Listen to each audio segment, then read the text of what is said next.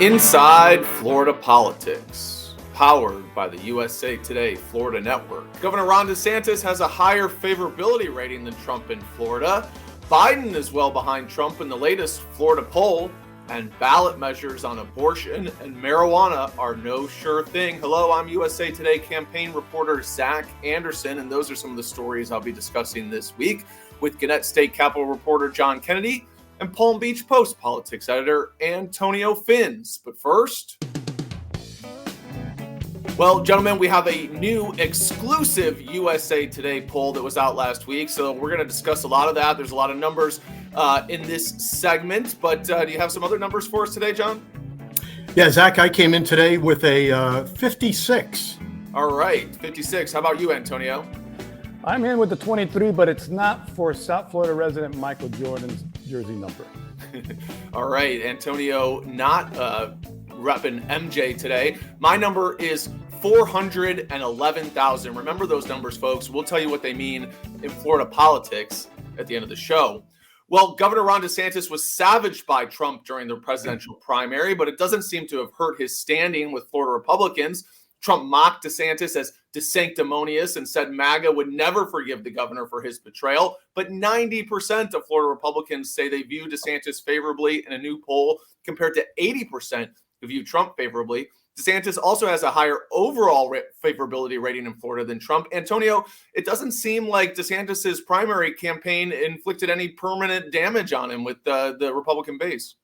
No, it didn't, but I think the numbers overall look a little bit more mixed. For example, I noticed that 50% of those gave him approval on the economy, another 52% on crime and safety. Okay, those are pretty healthy numbers, including among independents that were at 49% and 53% on those two issues. But then you look at other issues. For example, on book bans, he's way underwater at 30% approval to 55% disapprove. And then on abortion, 34% to 51%. So what this kind of tells us is that on traditional conservative issues, DeSantis scores overall pretty well, extremely well. But then when he gets into these woke war battlegrounds, then it's not so positive for him. He seems to be underwater by wide gaps. So yeah, and another interesting kind of one of the subtexts in the poll was that DeSantis is really viewed unfavorably by Democrats and viewed unfavorably by independents. And so he has strong support from Republicans, but it seems like some of his hard right governing and campaigning over the last couple of years has really potentially damaged him as a general election candidate. Yeah, and I think, the question, there are a couple of unknowns here. Number one is we really don't know what his post-governor plans are. 2028, the presidential run again has been widely speculated and discussed. But then again, we don't know who he might be running against, and we don't know where Trump will land. And the former president and who is also the presumptive 2024 GOP nominee, well, he and DeSantis still kind of have this uneasy, flinty relationship. So we don't know how Trump, who still views himself and many Republicans view as the kingmaker in the party, we don't know where he's going to land on this. I do think, what's kind of critical here is that DeSantis still has 2 more sessions in Florida to govern to basically establish his legacy and basically make a case not just to Floridians for his next job, but nationally. And then what this poll tells us is, if he sticks to traditional conservative issues, the budget, management of taxes, the economy, jobs, he's going to fare pretty well. And when he gets into the woke war battlegrounds, that's where I think people start getting turned off and he starts running into some headwinds. Yeah. What do you think, though, about him having a higher favorability rating than Trump? I mean, it does seem to say that Republicans are sort of taking what Trump says about DeSantis with a grain of salt. Although, I talked to a political science professor and he was saying, well, if you look at the polls heading into the Florida primary, DeSantis was way behind Trump. So, maybe he has a higher favorability rating. Maybe Trump didn't damage him that much, but the hearts and minds of many Republicans are still with Trump in terms of his support maybe being deeper than DeSantis's. Yeah, that certainly seems what the case is. That basically, look, it may have well been that people like DeSantis, but they preferred Trump as a presidential candidate. That's not out of the realm, of possibility. And I think that's what the 2024 race told us. The primary race told us, not just in Florida, but around the country, that Republicans, by and large, wanted Trump to be their guy, and it wasn't really DeSantis's time. Will it be DeSantis's time in 2028 or beyond that?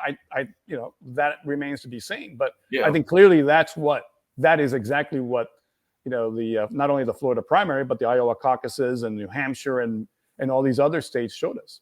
Yeah, but it is interesting that Trump's criticism of DeSantis didn't really hurt his favorability with Republicans, because if DeSantis is running in 2028, it's not clear that all's bygones be bygones with Trump, and that Trump might continue to go after him. And this poll seems to indicate that while Trump is well liked with Republicans, that his criticisms of other Republicans are not necessarily gonna be the end of them. So we'll have to see. Look, and I would add that it's not like DeSantis is really out there bending over backward to curry Trump's favor right now. They still seem to snipe a little bit at each other, and maybe DeSantis has seen that okay, despite the back and forth and the way he savaged me, I still rate pretty high among Republicans. So maybe I can be my own man. Yeah, and in the end, that could probably be better for him if he is seen as his own man to some degree. It's not always great to be, even though Trump has been a kingmaker, it's not always great to be beholden to folks, in your political life. Coming up, constitutional amendments on marijuana and abortion rights are no sure thing. Well, the new survey by USA Today and Ipsos also found that the constitutional amendments that are going to be on the ballot that would legalize recreational marijuana and codify support for abortion rights are no sure thing. They need 60% support to pass, but we're right now they're hovering just below that in the new poll. John, these amendments, they're really, the jury's still out on them. Yeah, there's a lot of ways to look at this survey. When registered voters were polled by Ipsos and USA Today, they gave the two proposals relatively positive findings, with 57% saying they'd support the abortion access amendment and 56% saying they'd support the recreational marijuana one. But that level of support isn't enough for those that want to see this become law. And maybe this turns out to be, like a lot of elections, an election about voter turnout. Who comes out to vote? Both opponents and the supporters acknowledge that it's going to be close for these two measures to get at least 60%, which they need.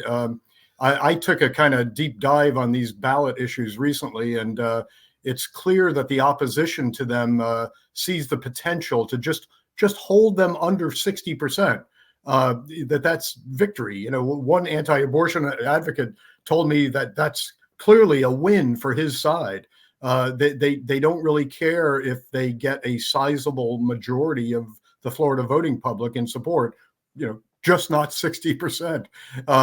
One strategy is that you're kind of seeing sort of emerge is that for the antis on this, they plan to identify them with Joe Biden and Democrats. The Biden campaign pointed to these measures, particularly abortion rights, as something that can drive more of his supporters to the polls. And, that kind of affirms this approach for anti-abortion advocates, making it something that in an increasingly red state like Florida, that those who would vote for abortion access, that they're defying Governor DeSantis, who, by the way, also has come out against recreational marijuana. The abortion rights people are trying to urge voter support by telling Floridians that they are, certainly free to vote for Donald Trump, Rick Scott, and Republican legislators, but be sure that you vote for your right to have access to abortion as well. So they're trying to kind of nuance this, where they're kind of saying, this is not a partisan issue. You could still vote Republican, but if you want abortion rights, vote for this measure. Will that sell? They hope it does.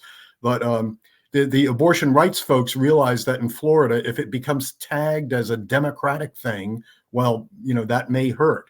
And of course, you wonder how much will it hurt? Again, that 60% bar is pretty high. It kind of goes back to what we're saying.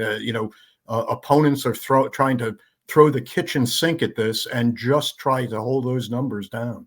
Yeah, and there's kind of two ways to look at this poll. I mean, yes, they're below 60%, but a majority of Floridians, or at least registered voters, do support recreational marijuana and they do support abortion rights. So it does look like the Florida GOP is out of step with the larger population of voters in the state on this. Yeah, because the party is coming out very strong against both of them. But ballot measures tend to do their best early on, before the mud starts to fly. And so maybe these numbers, whether they're in the low 50s or high 50s, they still may not be that promising at this moment. Yeah, it is one of those issues too. Talking about DeSantis, he looking forward. I mean, he signed a ban on abortions after 6 weeks of pregnancy, and it does seem like Floridians did not like that. I mean, this is not something, and the general population is not interested in abortion restrictions that are that strict. So this could be something that, obviously he was making a play for conservative voters in the Iowa Republican caucus, but another issue where Trump has been backpedaling on this and seems very nervous about how the abortion issue could impact him. And, DeSantis has this on his record now, and it does seem like he's out of step with the voters on it as well. Coming up, Trump leads Biden in Florida in a new poll. Questions about whether Florida is in play for Biden this year after shifting red over the last few election cycles. The new survey found that Biden is 8 points behind Trump in Florida, who won the state by 3 percentage points in 2020. Antonio, for Florida, an 8-point deficit is pretty big. Can Biden close that gap? Yeah, let me throw a caveat out at the very beginning. I was reminded, actually maybe scolded earlier this month, that something is impossible until someone proves that the impossible is possible. Having said that, look, that 8-point gap sounds very plausible. If you look at how Trump defeated Hillary Clinton in 2016, 1.2 percentage points, and then he defeated Biden in Florida by 3.4 percentage points in 2020. And then you look at what DeSantis did last year, and then you look at voter registration numbers, and clearly an 8-point lead for Trump at this point sounds, reasonable. That no one should be surprised by at least that much. Then you have the issues. The fact of the matter, again, you go back to the USA Today Ipsos poll, and you look at where inflation ranked, where issues like housing and the economy. Those are issues that people are very concerned about, and that seem to be on the side of Trump and the Republicans. Yes, the Democrats have, if you look at the polls, they have the abortion issue on their side, but as John just discussed, Amendment 4 does give people that split ballot option, vote to protect your reproductive rights and then go straight ballot Republican. So yes, nothing is impossible, but you look at where the state is, and you look at where the issues land and what people are saying is most important to them, and who polls have repeatedly said are strongest on issue X and Y. And that 8-point lead does seem insurmountable even if it is not impossible. Yeah, I mean, 8 points in Florida used to be just a shocking number. I mean, before Trump won the state by 3 points, it was like every governor's race and presidential race going back about a decade was decided by a point or less. But it is interesting. You compare those 8 points to DeSantis, who won re-election by 19 percentage points. And it does seem to indicate that, that election was a bit of an anomaly for, maybe a number of reasons. Turnout was low on the Democratic side, but also, DeSantis was really riding a wave of, some of his COVID policies seem to have some broader support. It does seem like Florida is a lot closer than a 19-point state. Yeah, but here's the thing. If we get away from the polls, the one thing, look, out there talking to people for the last couple of years, this state is a red state for reasons other than past elections and even voter registration numbers or polls. People sentiment, people I talk to, and this is for last number of years, have tended to embrace more conservative policies. Again, the economy, the budget, low taxes. The COVID policies, yes, the free Florida viewpoint that has drawn so many people from other states here. And then you look at the issues that the Democrats have. Okay, yes, they have abortion, but we talked about the potential for a split ballot. Then the other things they tend to talk about is Obamacare. Yeah, Obamacare is very popular in Florida, but it's been popular for years and it hasn't made a dent at the ballot box. Medicaid expansion is also something you can make the argument from a policy perspective that is very necessary in Florida, and that the Democrats support and the Republicans have opposed. But again, it hasn't been a factor of the ballot box. So the question for Biden, beyond the polls and beyond the voter registration, the question for Biden-Harris 2024 is, what are you going to sell to Floridians? And that's where I'm looking at this. I'm looking at the landscape, and I'm not seeing much. Yeah. And in the past, Democrats haven't really campaigned on some of these constitutional amendments. You look at like the minimum wage amendment, it wasn't really widely embraced by Democrats. It'll be interesting to see if they really tie themselves to these constitutional amendments and go all in on abortion rights, which they obviously are going to do that. But even recreational marijuana, I mean, that's something that Democrats haven't been putting at the forefront of their campaigns. Does that help them, or like you said, it doesn't seem like these amendments have really moved the needle for Democrats at the top of the ticket in Florida in the past? But the 8 points is a pretty strong lead for Trump to start out here. We'll see if Biden can narrow that as we go forward. We'll move on to some numbers here. John, you want to tell us about yours?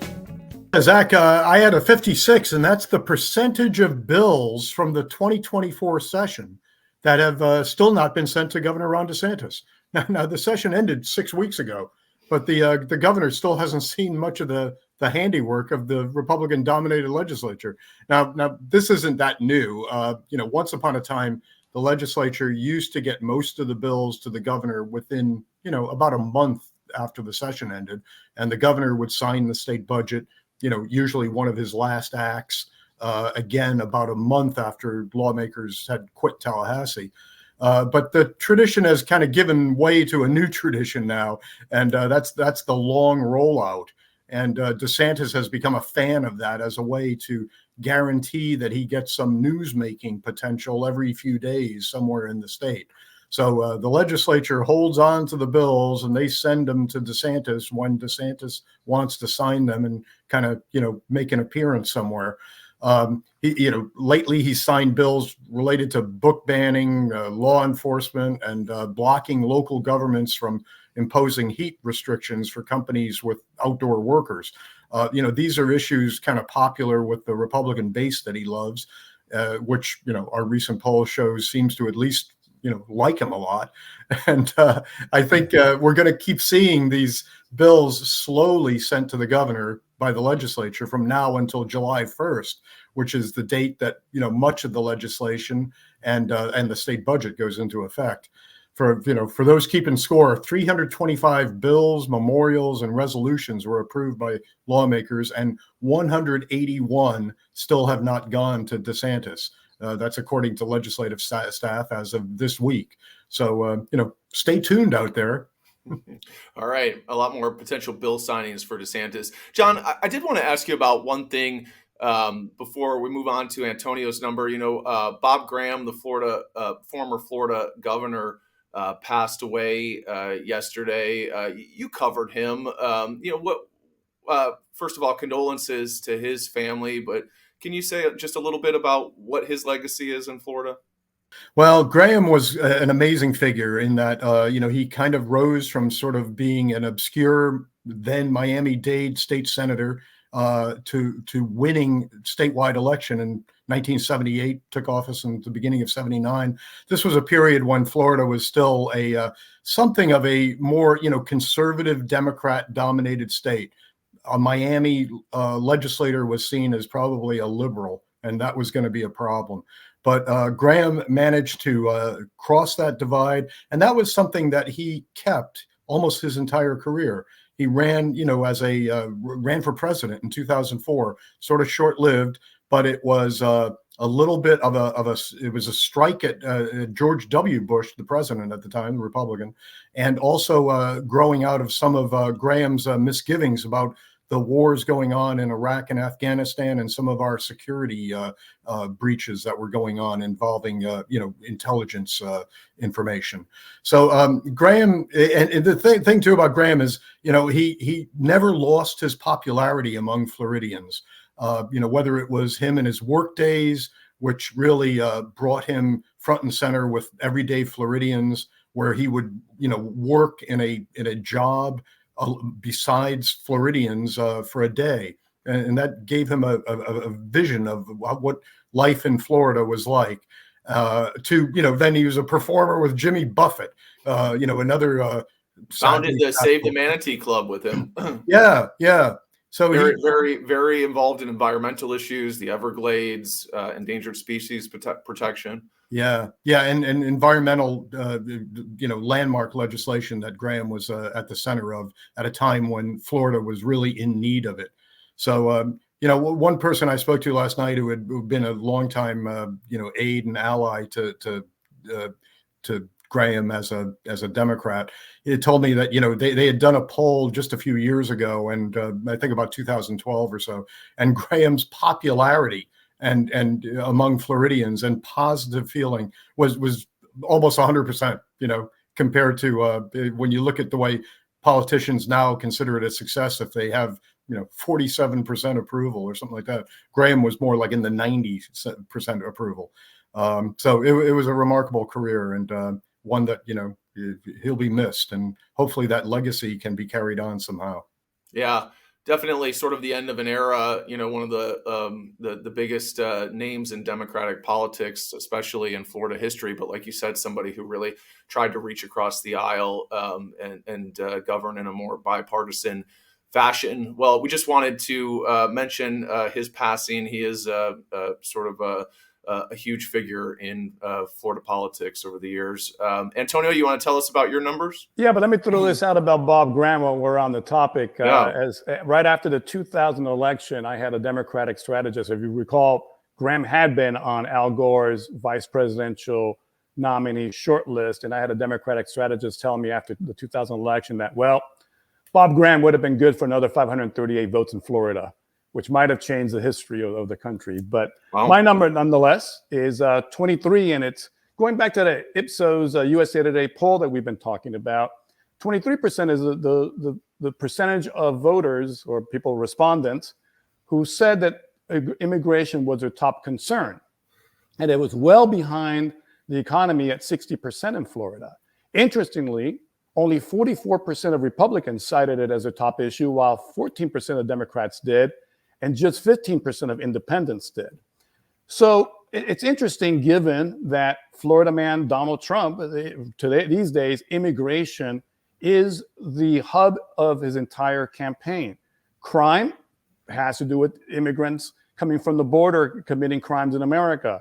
Jobs, he mentioned yesterday that he believes that immigrants coming through the border are taking jobs away from particularly Black, Latino, and even union workers. Social Security, Trump has said that he thinks all these illegal immigrants are going to basically dilute the benefits for Americans. National security, he has said that there's massive numbers of terrorists coming through the border. So the question is, given how conservative Florida is, and they're attuned to Mr. Trump and conservative media, why did immigration rank so low? I would suggest that it's because Florida has a history with immigration that has largely been positive. And in fact, many Floridians who are going to vote are people who are either first-generation immigrants or second or third-generation immigrants who still, have grandparents around. And if you look at historically, it has been a boon to this state, both in terms of the economy, culture, tourism, you name it. Now, it does have its drawbacks. I'll point out that in 1980, the Mario boat lift from Cuba, over a span of months, 120,000 people all of a sudden flooded into Florida, including, by the way, people that Fidel Castro did release from insane asylums and from prisons and dumped into the US in the thousands. And yet, despite that, the presidential candidate at the time, Republican Ronald Reagan, came to Miami September of 1980, talked about need for orderly immigration, but without the demonizing rhetoric that we see so much in the campaign today. At the time, the Florida governor was Bob Graham, who we just spoke about. And Bob Graham sent extra highway patrol and National Guardsmen to Miami to help with the situation, with the crisis that had been created here.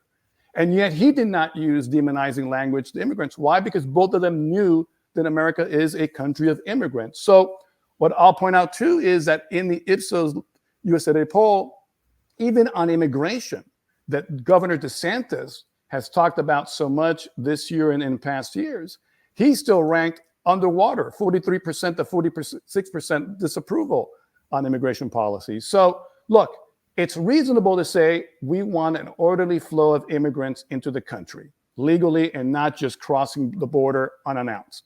It is possible to say and reasonable to say that we believe that border security is important to the country. But I think what this poll shows us, that you can say that and do that without the demonizing rhetoric that is so divisive and quite frankly counterproductive, and it goes in the face of what the United States, a country of immigrants, is really all about. Yeah, it's a good number to point out because Trump is really banging the drum hard on the immigration issue again. He feels it obviously that it's favorable to him, but it might be one of those issues that really revs up the Republican base and maybe helps a little bit with turnout, but it's not something that is necessarily a great general election issue. We'll have to see how it plays out. Well, my number is 411,000. That's how much money Trump's joint fundraising committee spent at Mar-a-Lago in February. You know, it's been well reported at this point that Trump has spent a lot of campaign money at some of his own businesses. He did it in 2016 and again in 2020, spending on everything from rent at Trump Tower to events at Mar-a-Lago to campaign money to fly his private aircraft around.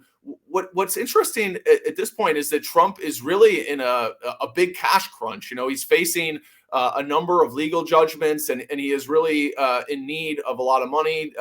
He has had to put up these huge bonds. So this increased campaign spending at his own properties is something that could actually help his businesses and help his financial situation. You know, it's not illegal to spend money at your own businesses as long as you pay fair market value, but it is something that raises ethical issues. I've talked to campaign finance experts who say that, it could raise concerns in the minds of some voters. And it's something to watch as we get deeper into the campaign season here and Trump's legal and financial problems continue to be an issue. Well, that wraps up another episode of Inside Florida Politics. I want to thank our production guru, Rob Landers, and thanks to all of you for tuning in. We're out of here.